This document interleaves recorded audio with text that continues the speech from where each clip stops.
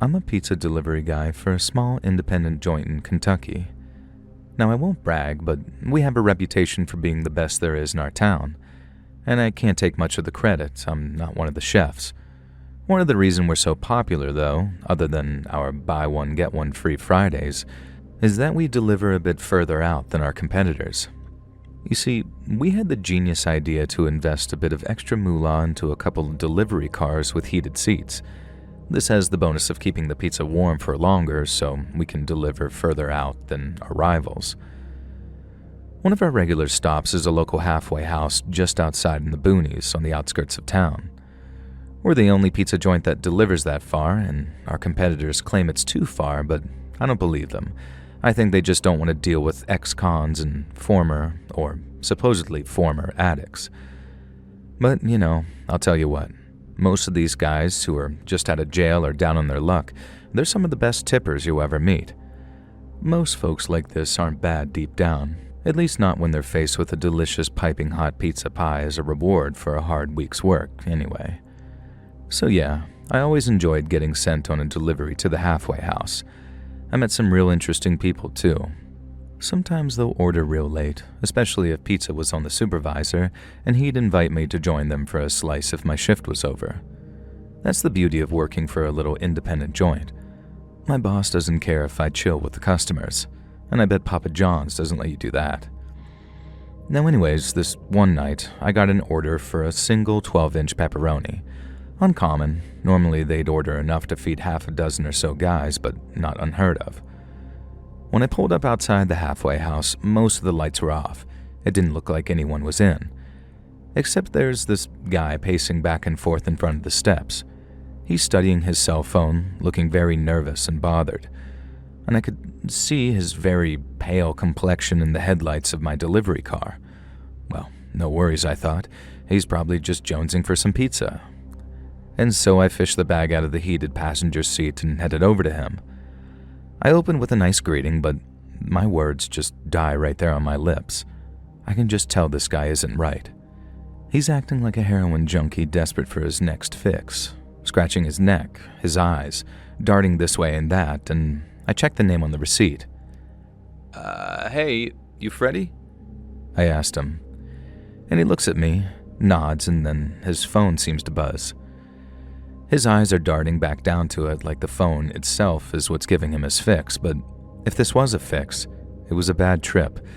And by now, I've taken the pizza out of the bag, ready to hand it to him and head off. He's already paid through the app, and something told me this guy wasn't giving me an extra tip or inviting me inside to shoot the breeze with the other guys.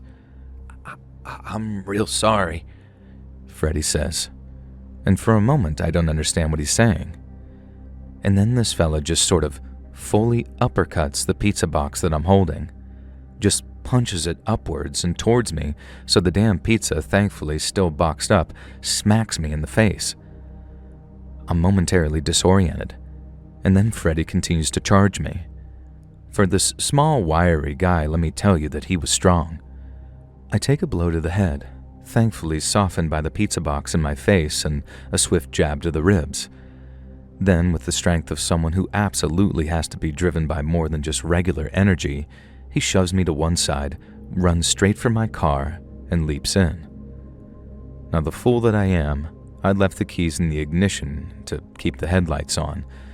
So Freddy does this absolutely epic U-turn, which would have been more impressive if it hadn't nearly hit me. Meanwhile, I'm tossing the pizza box aside and trying to get to my feet. Where's my damn cell phone, I thought. It turns out it had fallen into the bushes somewhere, and I could search for it later, but for now, I just had to watch as Freddy peels off in my wonderful new Toyota Prius that belonged to my employer. And let me tell you, this guy clearly could not drive. At the time, I had no idea if this was because he was on something or he simply couldn't actually drive, but I later found out that, yeah, he had no idea how to operate a car. So I just watched as my beloved Prius disappeared around the bend out of sight. Well, never seeing that again, I thought. Moments before I heard a terrible crash, and then the sound of multiple car alarms sounding at once. Freddy had made it about 2 blocks before reaching a more built-up area, spinning out of control and crashing into 3 parked cars. I didn't see this actually go down, but the owner of one of the totaled cars immediately calls the cops. I was torn between sprinting down the hill and checking out the site of the accident, or knocking on the halfway house to ask for help finding my phone and getting a general idea of what the hell was going on. And I opted for the latter. And so here's what happened. Freddy had done a short stint in jail for possession. He was a reformed meth addict, with reformed very much in air quotes, and he's been at the halfway house for just a few days. Apparently his girlfriend had been cheating on him while he was in jail, which really meant she'd broken up with his ass long ago, and for some reason when he got out of jail he expected her to be waiting with open arms, and instead she was engaged. So Freddy, in his infinite wisdom, decided that the best solution was to go and kill the fiancé. Then his girl would want to be with Freddy again or something, I guess. I don't know, I'm not on meth. But Freddy couldn't drive. So he found our pizza flyer pinned to the halfway house notice board, read the note that we delivered there, and decided his grand plan would be to order a pizza, hijack my car, and then go and kill his ex-girlfriend's fiancé. Maybe his ex-girlfriend too. I found out later that they now lived 3 states away. He was convinced that he'd managed to drive across multiple state lines in a stolen vehicle, having never operated one before in his life, and this master plan would go off without a hitch. He didn't even have a weapon. But the next day, he also didn't have any legs. I don't mean to make light of the situation, but it's freaking ridiculous, isn't it? This guy screwed up his heist so badly that when he crashed into 3 parked cars, the collision was so bad that it resulted in both of his legs having to be amputated, one just above the knee and one just below. Sucks for him, and I really mean that. I feel bad for this dude. And the rest of us, I guess we got off lightly. Damaged vehicles can be fixed. Amputated legs, as of now, not so much. Freddy went back to prison, of course, for a parole violation and then a whole host of different offenses. And I still work for that same pizza joint. But now, I'm manager of a new branch that we actually recently opened, and I still make sure our guys deliver to that halfway house. One bad slice doesn't need to spoil the pie, as they say, and on the occasions where I feel like doing a delivery myself, you can best believe those guys invite me in for a chat and ask me to tell them the story of the time a pepperoni pizza nearly cost me my life.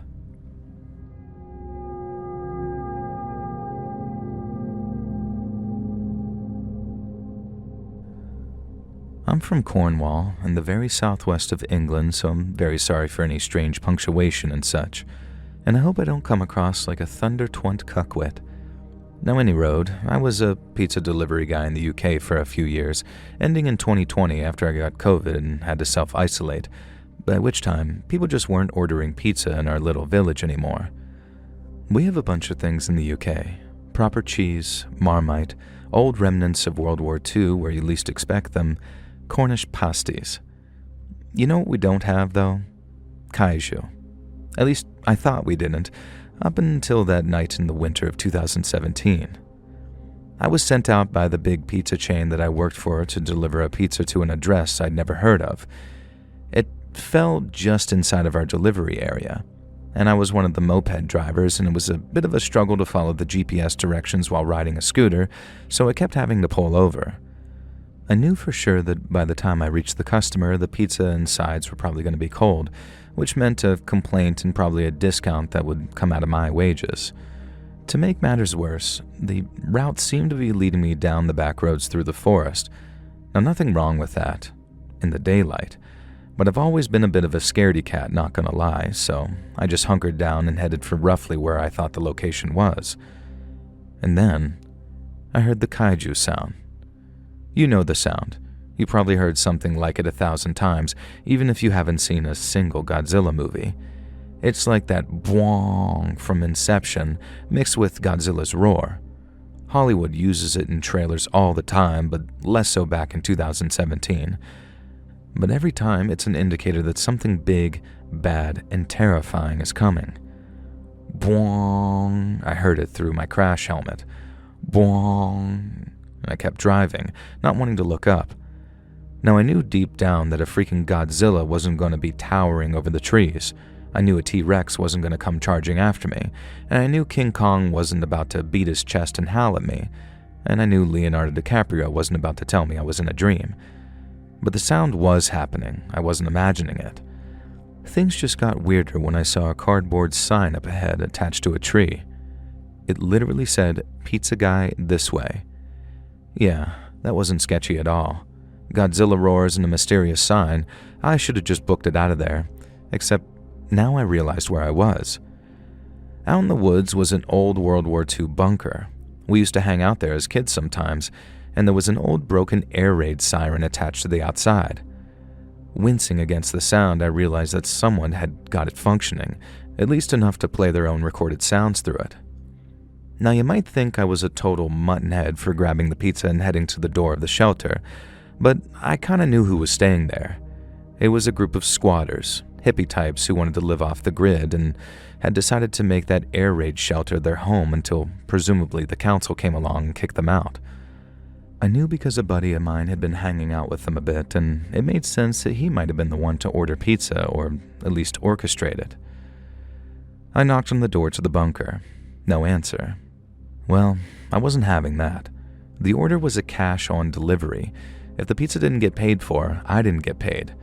And so balancing the boxes of pizza, garlic bread, and chicken wings on one hand, I gave the door to the shelter a shove and it just swings open. The sporadic siren sound was still going off. I kept my crash helmet on, if only so I didn't have to hear that annoying kaiju roar. They'd done up the main room of the shelter pretty nicely, and I remember coming here as a teen to drink and smoke and clumsily try and hook up with girls.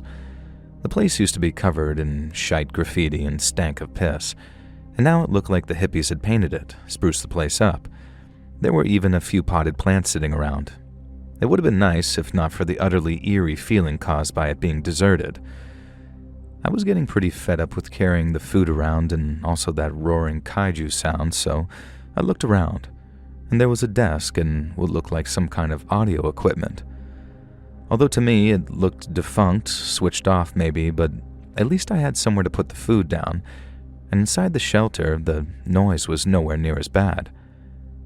But then, even through my helmet, I heard the distinct crack of a footstep behind me stepping on something. Then, I felt the distinct crack of something hitting me square across the shoulder blades, hard. I let out a loud yell and whirled around.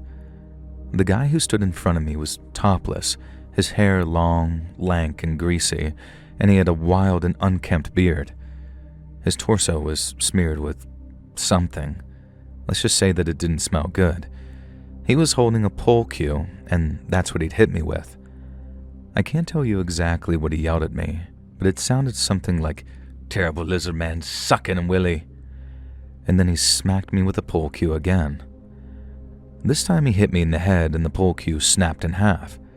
Now remember, I was wearing my moped crash helmet, so I barely felt the blow. But then this deranged lunatic started lunging at me with the snapped pole cue. I did the only thing I could think of. I jumped forward and head-butted him full force in the face. And in that moment, his nose pretty much exploded, sending blood all over my visor. And I could barely see. So I let out my own feral roar. Godzilla himself would have been proud. Then, I delivered the hardest kick I could muster right into the deranged hippie's taint. He hooted and hollered, and that was all the time I needed to shove him away, dash outside, flip up my blood-covered visor, and very slowly speed away on my pizza chain-branded moped. When I was what felt like a safe distance away, I called the cops. Of course, this was the British countryside, so it took them hours to show up at the old shelter, and by then I'd already gone back to the restaurant and explained what happened. I don't think my manager believed a word of it until the cops eventually called. They hadn't found anyone in that old shelter. They did find some blood and the broken pool cue and the jerry-rigged siren in the laptop. The hippies themselves weren't there, though. In fact, they were all accounted for at an outdoor rave in a farmer's field, all above board. They claimed they had no idea who my assailant could have been, and he was never caught. But the worst part, the pizza and sides had also been taken by the time the cops arrived. Thankfully, I did eventually get answers a few months later. The same guy tried to rob the local village post office. He was a violent crack addict or something who had been in and out of prison for years. When I was called to identify him in a lineup for one of his many crimes, an officer let slip that I'd gotten off really lucky. Here's the weird part. This guy swore blind that he did not set up that laptop to play kaiju roar inception boing sound. He copped to everything else, attacking me, the armed robbery, a few other things too, but that, he insisted it wasn't him, and so did those other hippies. None of them had any reason to lie though, and nobody would have gotten in trouble for that. So who or what the hell was causing that strange, terrifying monster roar? I'm not sure I'll ever know, and frankly, I think I'm just okay that I survived.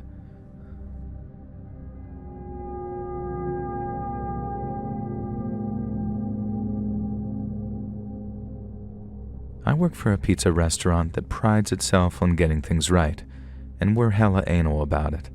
We literally have one of those signs, like in the intro to The Simpsons, that says XXX days since the last incorrect order. Whoever's on shift at the counter has to be reset to 0, we all have to do a forfeit. It's all in good fun, but it just goes to show you how much care we take over getting things right. The funny thing is, we've never had a customer complain on the rare occasion we have made a mistake either. It's not like anything drove us to set up this little game, it just seemed like a cool idea. All of our regular clients were chill. And that is, until Colleen. Actually, in all fairness, Colleen had been chill in the past, but then we'd never gotten her order wrong before. Obviously, I was one of the unlucky ones due to a forfeit that day.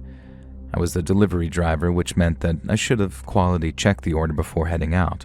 So, yeah, it does suck. But part of our perfect pizza promise is that if we get your order wrong, even one bit of it, you don't have to pay for any of it. It was around 5 in the evening. I arrived at Colleen's house minutes before the estimated delivery time.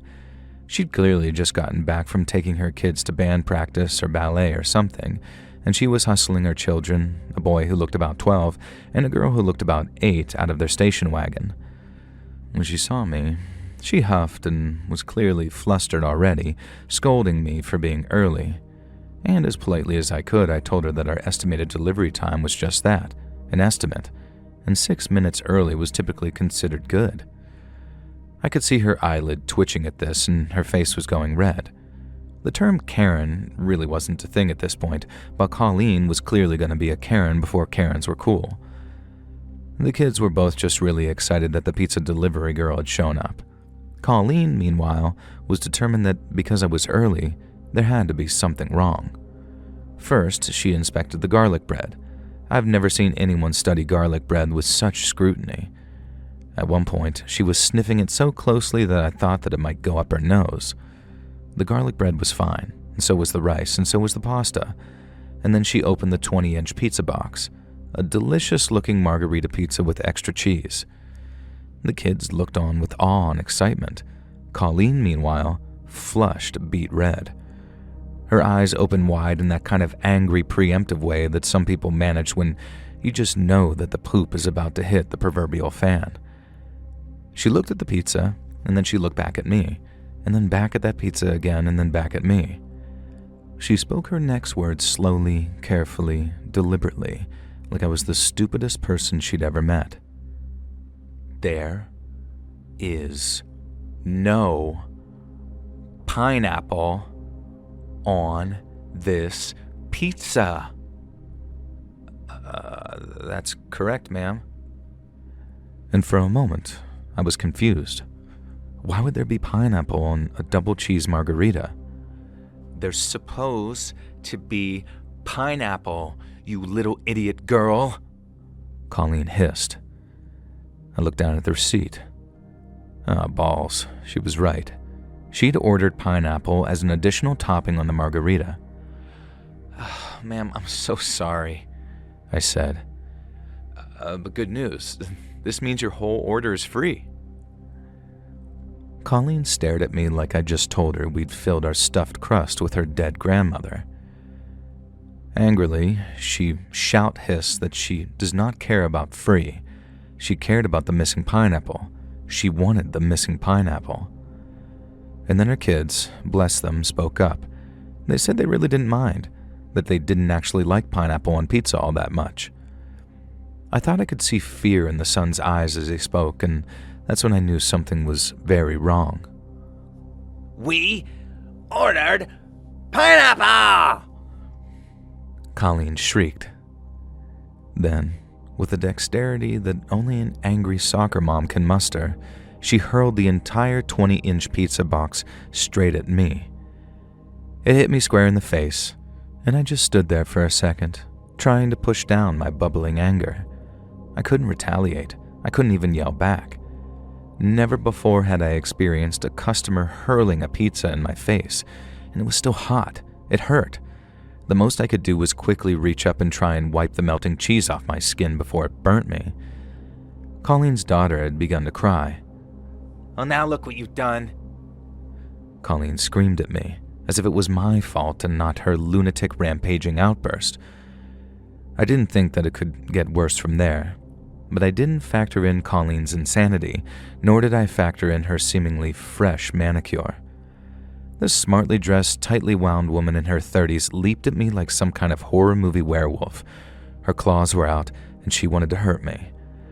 I screwed my eyes tightly shut to protect my eyeballs, and by God, I'm glad I did, because I felt her sharp nails raking down my face across my cheek. Her kids were screaming. I was screaming. Colleen was screaming. Then, my savior appeared. I couldn't see her at the time, but I later recognized her as another customer, Shauna, who lived a few doors down. A large woman, she barreled into Colleen so hard that Colleen went flying along the sidewalk, crashing into some plastic recycling bins. I wiped at my eyes, desperately trying to clear them of cheese and tomato sauce, and Shauna started to ask me if I was okay while Colleen's kids screamed and cried. Then Colleen was up, charging again, this time directly at Shauna, and through blurry vision I saw that she was holding her keys like some type of weapon. No, I wasn't having Shauna, my savior, getting keyed by this dumb party soccer mom over the lack of pineapple on pizza. I can't explain how I did this. I had zero experience in fighting or combat, and especially not wrestling. But as Colleen charged Shauna, I reached out my arm and braced myself and fully, perfectly clotheslined that bitch. This might have been my imagination, but I swear both of Colleen's kids cheered. With Colleen winded and knocked to the ground, Shauna proceeded to straight up sit on her until the cops arrived. Next, the kid's father, Colleen's ex-husband, Colin, I'm being serious when I say that name, turns up. The cops took Colleen away. Colin took the kids away, and Shauna and I had to go to the station to give our statements. Colin and Shauna both remain loyal customers, so I got to find out a little more about what happened. You see, Colleen had developed an addiction to both Xanax and Adderall, and between that and a messy divorce, I guess she had gone a little cuckoo.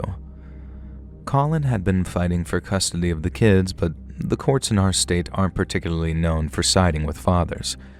After Colleen's pizza attack, though, thankfully the kids got to live with Dad and eventually had court-appointed supervised visits with Mom.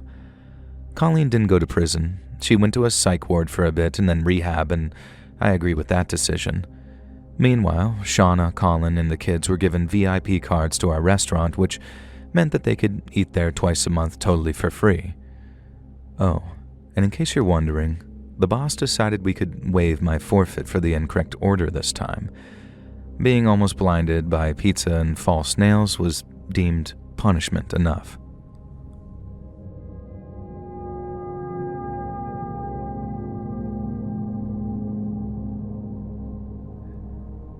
Many years ago, I worked delivering pizzas for a small family-owned pizzeria. Look, I'm not going to pretend that I was totally oblivious to what else I was delivering along with delicious pies. Occasionally, along with the food, I'd be tasked with handing over a padded envelope that smelled suspiciously like weed. And back then, it was more common than you might think, pizza delivery doubling as a weed-dealing syndicate. And maybe I was naive, but I wasn't too worried about being busted. Wasn't my business, wasn't my product, and I could just plead ignorance about what some of the sides actually were. It turns out I was an idiot. I wasn't the only delivery driver, I was just the low-stakes guy, the one who did the weed runs. But the owner and his dad were into some much heavier stuff.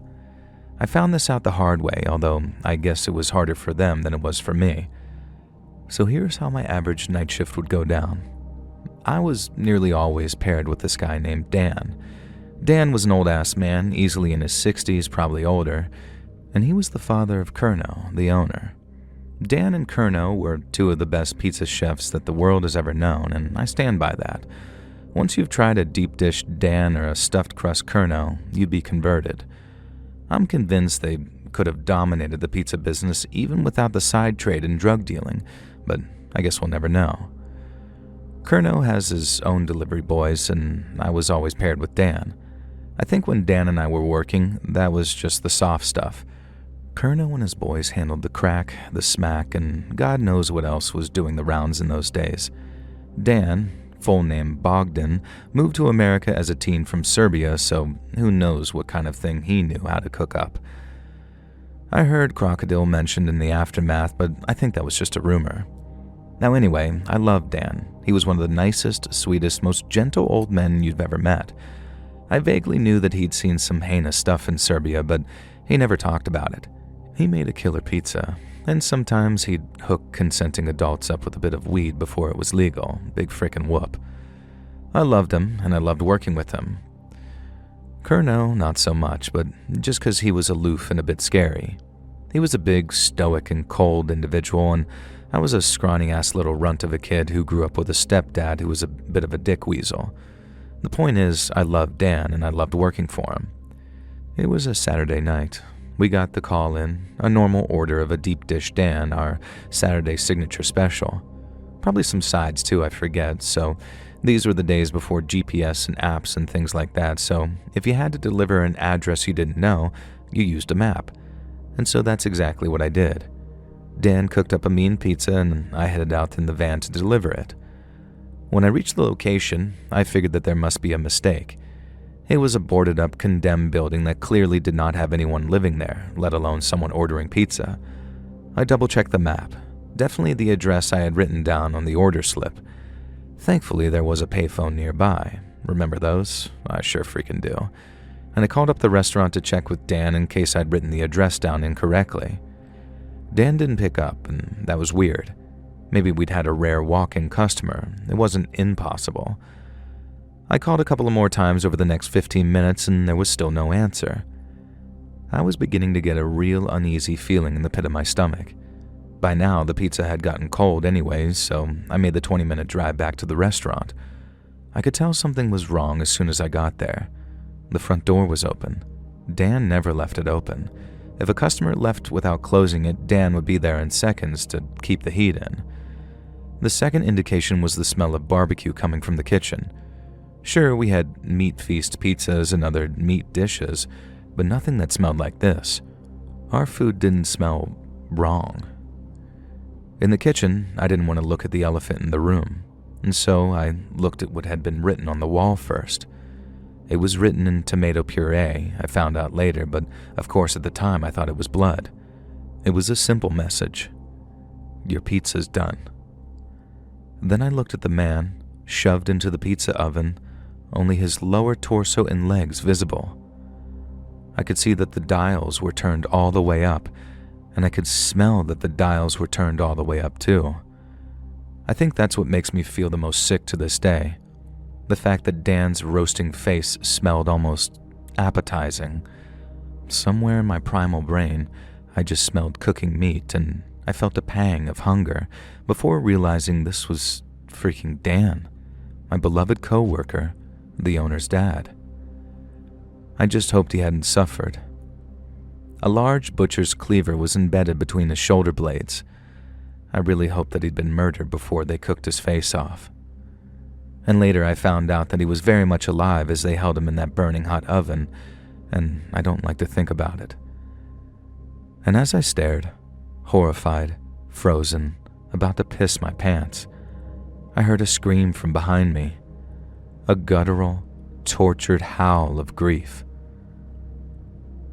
Curnow shoved past me like he didn't even see me there. This man, this unflinching man who I'd always thought was made of cold steel, was weeping and howling like a baby, calling for his daddy, begging him to be okay. Before I could stop him, he pulled Dan from the oven. Most of Dan's face stayed behind. Curnow fell to the floor with the body rocking back and forth, sobbing over his beloved father. And then he looked at me. His face hardened, and if Curnow scared me before, he terrified me now. "You will not call the cops," he commanded me. "Tomorrow you will find a new job. You will be taken care of. And so will they." I didn't know exactly what he meant by they, but I knew enough to understand. I never went back to the pizza restaurant. I don't know how Curnow covered up the murder of his father. I don't want to know. I handled one final brown padded envelope, and this one didn't contain drugs. It contained enough money for me to comfortably move out of state and spend a few months looking for a new job, which is exactly what I did. Call me a coward, but I did not look into the aftermath of what happened in my hometown. I know some kind of gang violence erupted. I know Curnow wasn't openly implicated in any of it, and for my own safety, I want to remain ignorant. Besides, this was decades ago. I have my own family now, and I set up my own restaurant. It's not quite the miraculous pizza joint that Dan deserves as a tribute, but it's the closest I can get. I hope that he's looking down at me from heaven with at least a bit of pride. Whatever his son was into, Dan didn't deserve this. As much as I don't want to know the details, I hope that Curnow was able to dispense some good old-fashioned justice.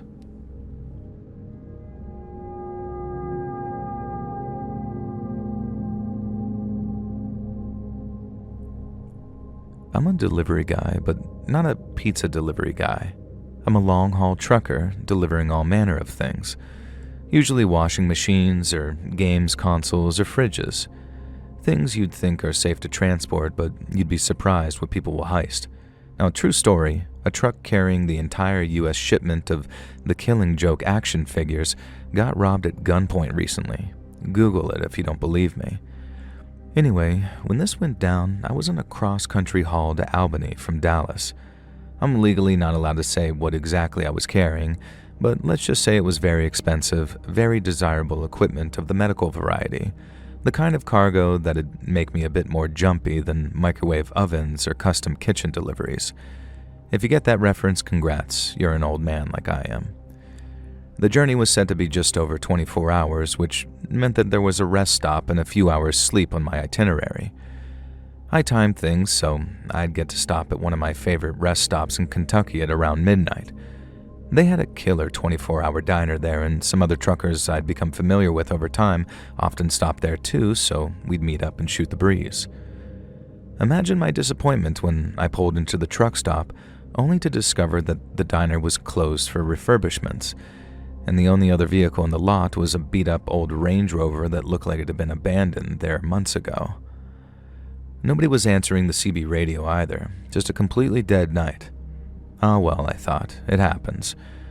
I always planned for such eventualities, and I'd packed a bunch of healthy, well-rounded meal options such as Slim Jims, Twinkies, Cheetos, and Mountain Dew.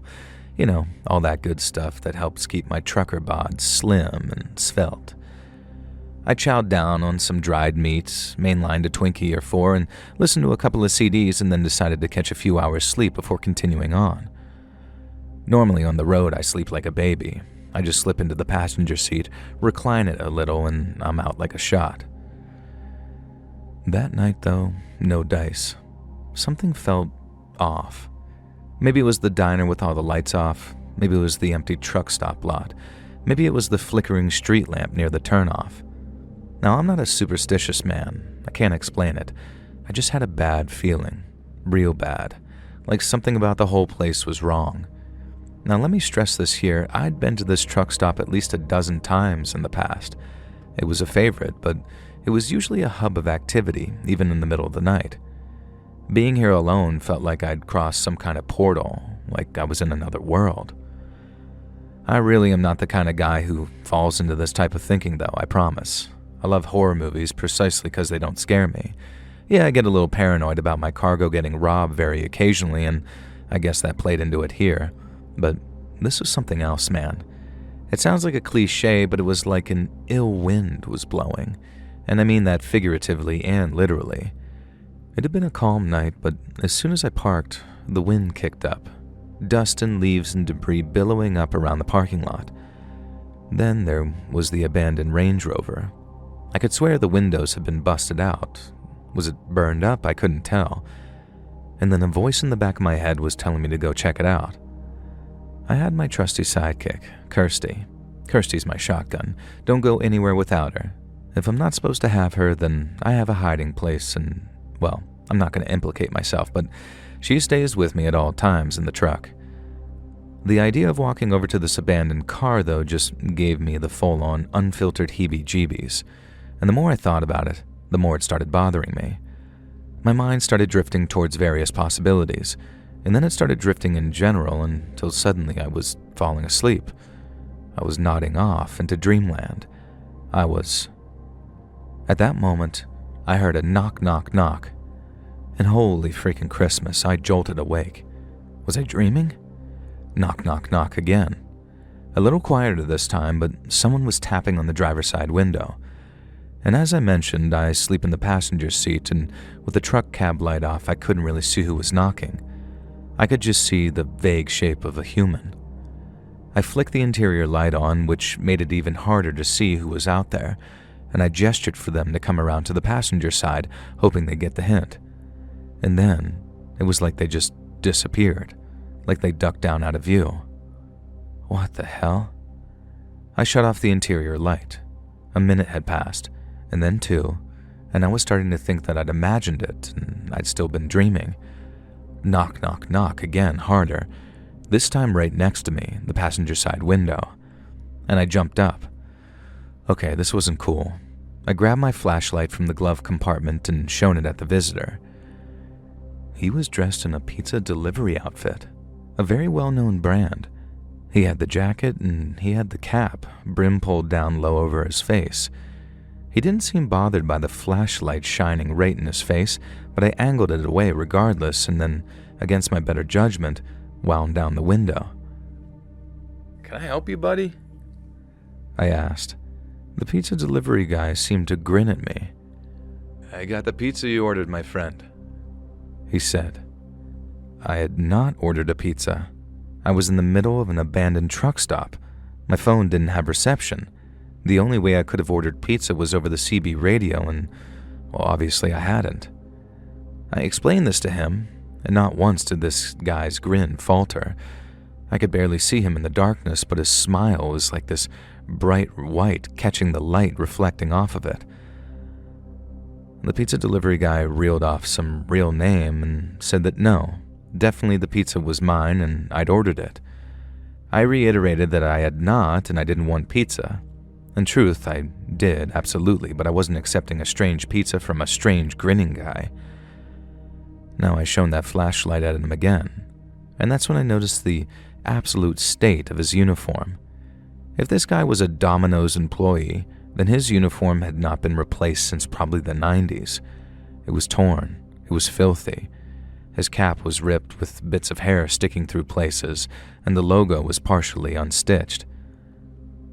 Buddy, just move along, I said. I don't want your pizza. He told me he couldn't do that I had paid for the pizza, and he'd be in a lot of trouble if I didn't accept the food I'd paid for. I reached for Kirsty. Usually, Kirsty's appearance causes even the most aggressive weirdo to back down. Not this guy. I still couldn't see his eyes, but his smile grew wider, almost admiring. He held up the pizza box.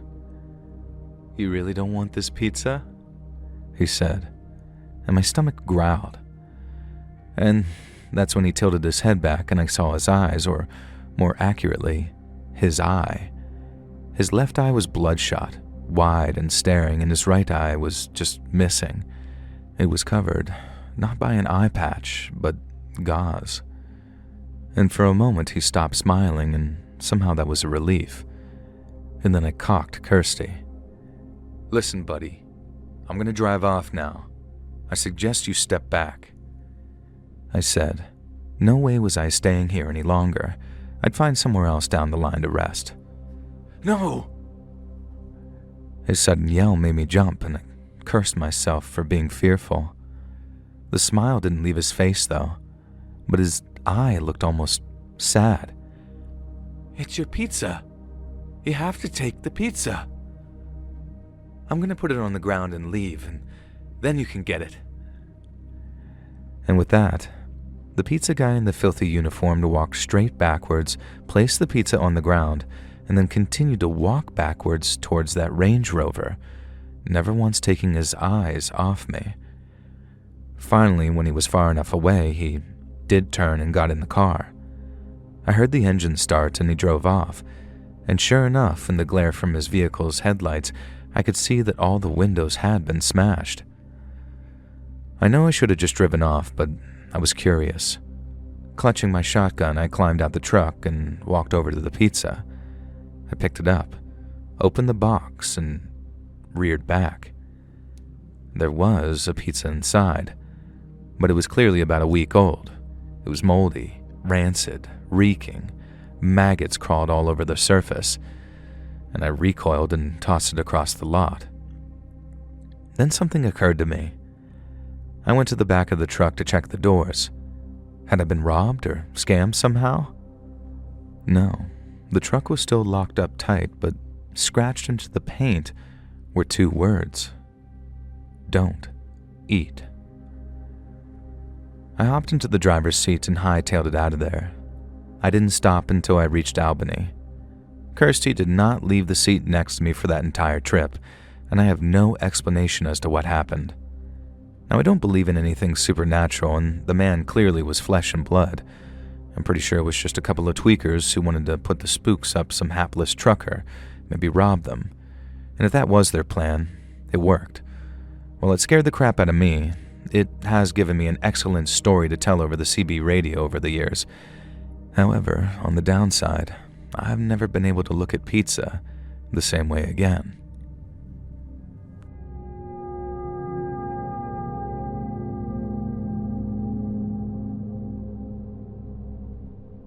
Just a real quick one here. When I was backpacking in Colombia, I did a bit of work as a delivery guy for a local cafe, delivering food on a busted, barely functioning moped.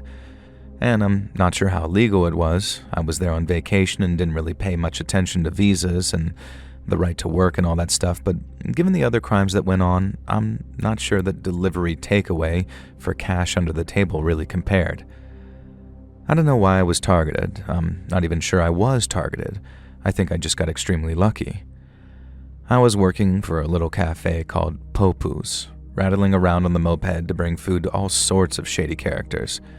In this particular instance, I was delivering maybe 4 sausage pizzas to what I'd been assured was a gentleman's club, and what was almost definitely a gang hideout.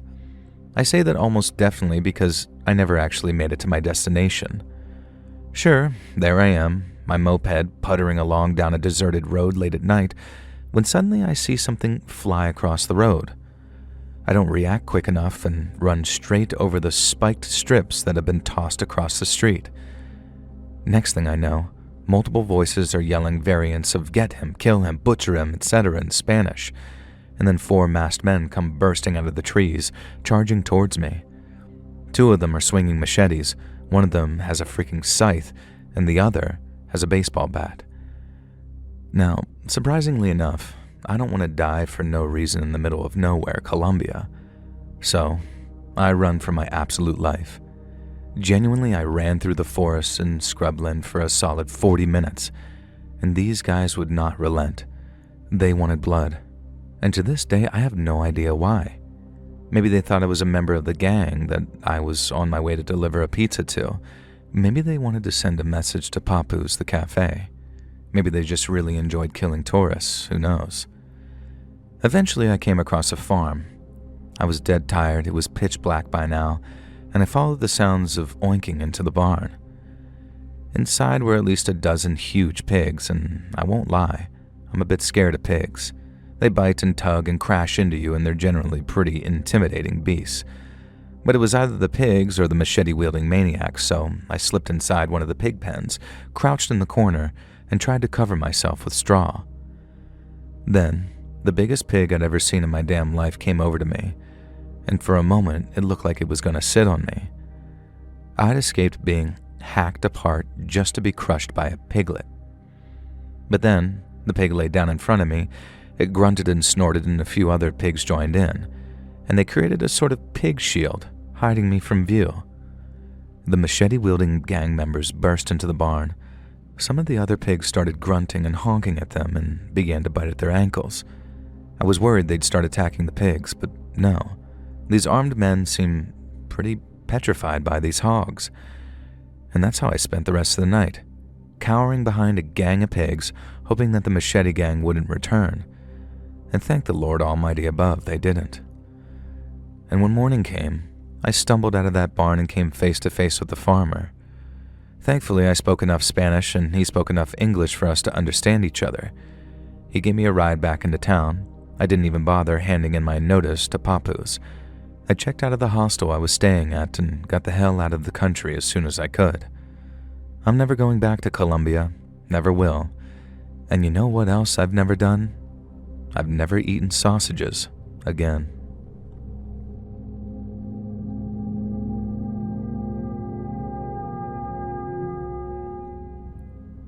So no need for a preamble or anything, just know that when this played out, it was the early 2000s, and I was a 20-year-old woman working a pizza delivery job to help pay my way through college.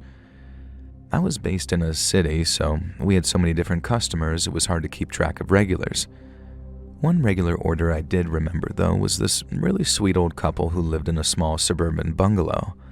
They usually just ordered a pizza and some other stuff on a Friday night, so I was a little surprised when one day we got an order to their address for like 8 huge pizzas. So we get everything cooked and I take the delivery because I love this old couple and we usually chatted for a few minutes, and the tip was a nice bonus too.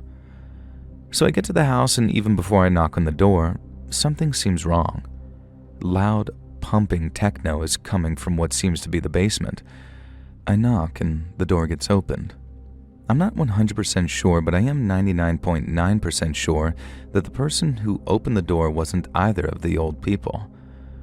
In fact, this person was dressed in a black and white wolf fursuit, and I guess he was nonverbal because he gestured to the pizzas, pulled out his pocket to show it was empty, and then did a sort of fake crying gesture before pointing for me to come inside. Now, going inside a customer's house is usually a huge no-no, but I normally would drop in on this couple and I was concerned about them as well as being morbidly curious. I move to follow the fursuit wolf into the house, and as he turns around, I realize, oh, it's one of those furries. I can tell because, well, his fursuit includes assless chaps, and I tried to avert my eyes and made the stupid mistake of stepping over the threshold of the house, and the front door clicked shut behind me. I turned to see a moth-eaten looking bear standing there, and I swear to God, you know that creepy blowjob bear from The Shining? This guy made that character look like Yogi. The way I can describe this fursona was a bear wolf. I just wanted to know what happened to my old couple. So I took the pizzas through the kitchen and put them down on the counter and told old assless chaps wolf in no uncertain terms that I needed payment. And also, I'd really appreciate knowing where Mr. and Mrs. Smith were.